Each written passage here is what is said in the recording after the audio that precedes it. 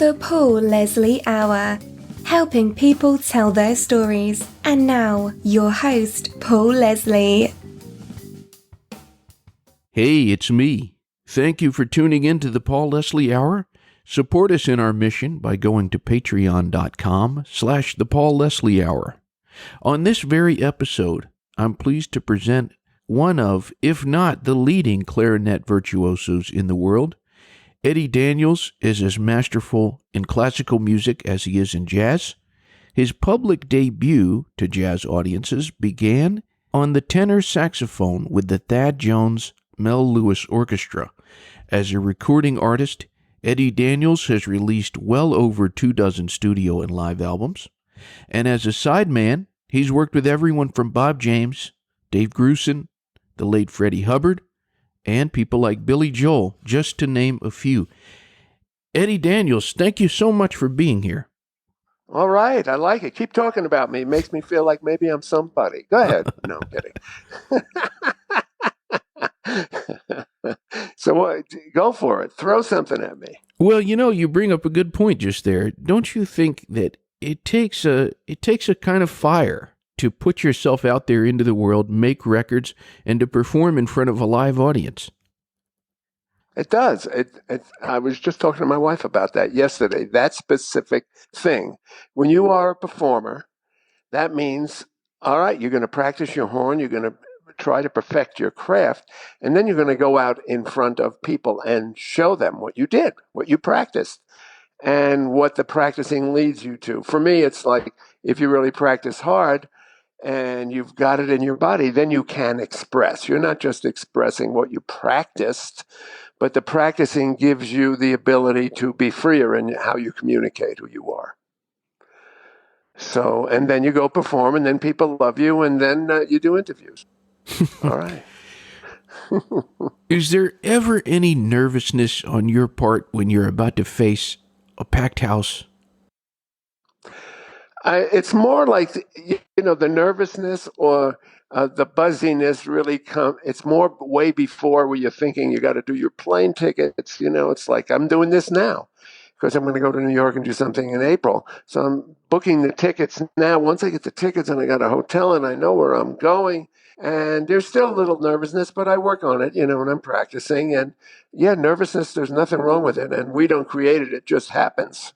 When fear happens, you see, I watch my dog go out on our deck, and if she sees a coyote, her back goes up, or she hears a coyote, that she can't control that. And all of us who go out and perform, whatever happens in your body happens. And then you just go into the music and love it. And as soon as I start playing, I'm in a winter wonderland, which it's snowing here right now, so I say that, but I could be in a summer wonderland too, whatever. As soon as I start playing, I'm in love.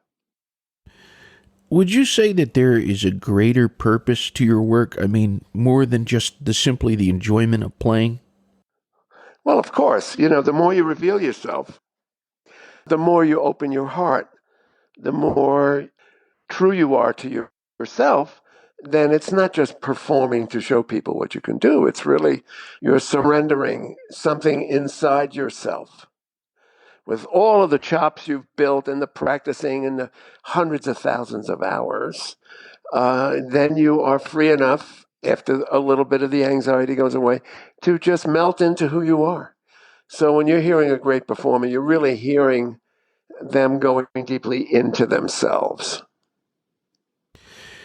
Would you say that there are some recordings that have made the biggest influence on you? Charlie Parker, Coltrane, Stan Getz, a couple of specific albums, but I can't come up with them right now. Blue Train, Stan Getz with Oscar Peterson Trio and Herb Ellis, and on guitar, I think it's Herb Ellis.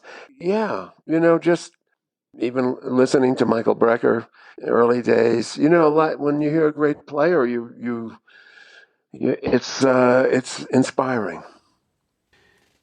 Before we went on the air, I was mentioning my wife, who is from Romania, and I hope that my fact checking is correct here.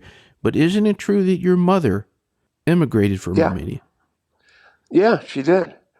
In fact, I went to Romania about 8 years ago to do a concert with Damian Draghici. I wonder if your wife knows him. He's a famous panpipe player. And now he's in the Congress. He's like a representative. He's being more political because he tries to protect the gypsies and whatever the gypsies are going through in Romania. But yeah, Romania is part of my bloodstream. Interesting. What would you say this experience that you've had of traveling to all these different places as a result of your music, what do you think that has done for you? Each one is different. Each time you go out, sometimes you meet great people. A lot of times, you're meeting great people who are very kind to you, and they come and they help you get where you have to go, and they come to your concerts. And that's also inspiring. Just going out and meeting a lot of people and connecting. That's what I'd say it is. It's not like a business. You're not going out to just to play to make money. You're meeting people, you're meeting friends, and you can go to most musicians' Facebook pages and you'll see, all the people they're in contact with it from their last gig or the gigs they had in the last year. I was listening to this latest release of yours, Heart of Brazil. Mm-hmm. What is it about Brazilian music that attracted you? Oh, I've always loved Brazilian music. Just the feel of the rhythm. The rhythm attracts me. The album you're talking about, Heart of Brazil, is the music of Egberto Gismonti, which George Claben, who owns Resonance Records, put forward to me his music, and I listened to it and I fell in love with it. I've always loved Brazilian music from the first tunes I ever played. Just love it. Rhythm, groove, sensuality. What did you think of it? Since you listened to it, what were your impressions? Oh, well, very lively music. If you wanted to wake up, it would be a soothing way of getting going. I enjoyed it very much. Oh, good. Yeah. So what about recording Coming Down the River? Anything coming up that the listeners would want to know about? Well, the new album's coming out in June. It's the music of Ivan Lins, and it's called Night Kisses, which is quite, and that's the sensuality of the music kind of put that in my mind. It's very romantic. A lot of beautiful, beautiful things. Dave Grusin plays wonderfully on it and arranged two of the compositions. And Bob James did the same thing and wrote an original composition called Ivante. He wrote that for he and Dave to play as a duet because they never played together before. So this is the first album, Night Kisses, that Dave Grusin and Bob James will have ever met and played together. They know they've met, but they never played on the same record or concert. What would you say Dave Grusin is like? What kind of question is that? What do you mean, personally, musically? That's such a large question. What am I like? I'm big, I'm small, I limp. What specifically do you want me to respond to in Dave's? Well, what's it like from a working perspective when you're doing a project like this? What would you say he's like to be around when you're working with him? Well, I loved it. Well, he's just very kind and also very quiet. And he kind of hung out for several days while we were doing this project, the Night Kisses album, Ivan Lins. And I said to Dave, how come you're here all these days? You're just hanging. He says, I'm learning.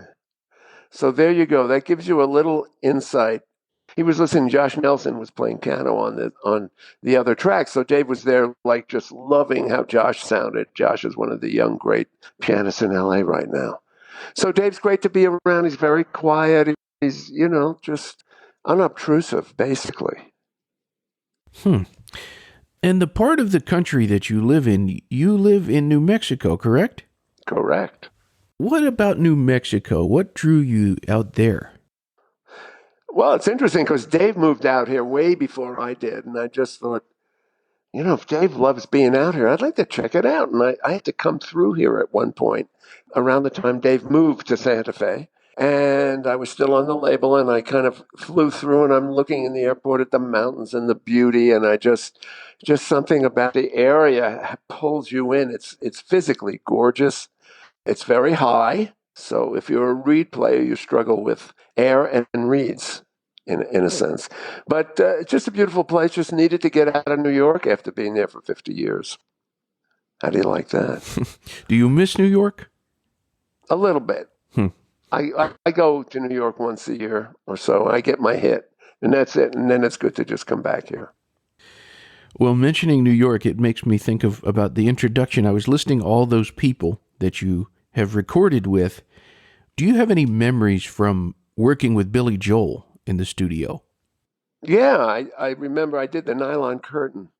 I did a tune called Where is the Orchestra? Phil Ramone was the engineer. He's one of the great producers, and he was producing and engineering it. You know, Billy Joel was basically, as my son said, he was playing video games with my son in the next room while I was recording the solo. It's kind of funny. Would you say that of all the people you recorded with, was there one that really, really sticks out in your mind, an especially memorable experience? Every single one is a memorable experience because you're being in the moment when you're playing. There is only one moment in the world, and that's the moment at this very, very, very moment. So they're all special, and they all draw something from you that makes you become present. Like thinking of, I played on a Sister Sledge album on the tune "Gotta Love Somebody," which was a big hit. You know that tune? Do you know that group? Oh, yeah. Sure do. Sister Sledge? Yeah. Well, Gotta Love Somebody and Reaching Your Peak are two solos from the album of Sister Sledge. I forgot the name of the album, but Gotta Love Somebody's on it. And it's like you're just walking in a room, and then I put a headset on, and no one else is there, and it was an overdub. And it became a hit album and a hit solo, kind of. Just, so you go into yourself, you put in a position where somebody says, do this, and you're prepared, and you hear this great music, and you join it. And so you could go on YouTube right now and bring up, Sister Sledge, Eddie Daniels, Gotta Love Somebody, and Reach Your Peak. Both of those tunes are on that album. And you'll hear what happens when you close your eyes and you go deeply inside yourself. Or semi-deeply, Are you someone who meditates? Yes, I am. Would you say that has helped you a lot as a musician? Absolutely. Absolutely. Well, meditation helps you get in touch with yourself, helps to quiet you down when you need to quiet you. It's a tool. It's a tool that you can use if you need it, and I use it all the time. It's a great tool, and it's a great a way of opening yourself to yourself. You've had all these albums. You've had the chance to tour the world. What would you say is the best thing about being Eddie Daniels? God, I would say I'm lucky. I'm a lucky guy. I thank God. I thank my parents, for having good teachers when I was younger, good education, I'm wired in a way that makes me love practicing. So I thank my parents for whatever that was in the mapping of whatever my body is and what it does. And so I think I'm just lucky. I'm still alive. I'm healthy. I'm playing music. That's what's great about being whatever this Eddie Daniels creature is. I'm a lucky guy. I'm still making albums and still having fun. All the listeners out there, if they want more information, they are invited to check out EddieDanielsClarinet.net. That's EddieDanielsClarinet.net. I always like to end the interview. I just give the artist the stage. For anyone who's tuned in, what would you say to them? Well, it depends on if they're a musician or not a musician, but I would say Heart of Brazil is one of my favorite albums. They could go and hear the essence of what I am. Because that's when you hear someone who's been doing something for 100 years, as I have been, almost 100, then you're hearing a person, as any artist who's really spent a lot of time, you're hearing the essence of an artist when they give to you what they've been doing for 50, 70, 80, 100 years. And so I'd like you to all go listen to Heart of Brazil, and the new Yvonne Lynn's album called Night Kisses will be out in June. I would say check it out, and then you'll get to know my inner being a little bit more by hearing the music, which you'll get to know every artist when you come in contact with them. That's what you're really coming in contact with, the reality of that person. Mr. Daniels, thank you very much for making the time to talk to us. It's been a pleasure. All right, man. All right, enjoy. All right, Paul. Thank you. If I can ever be of service, please let me know. Okay. All right, thanks a lot. Take care. Have a great day. You too, bye. Bye-bye. Ba ba ba da beep ba boop da boop da beep ba da leap ba knock da bees. I walk on teach a girl a get it.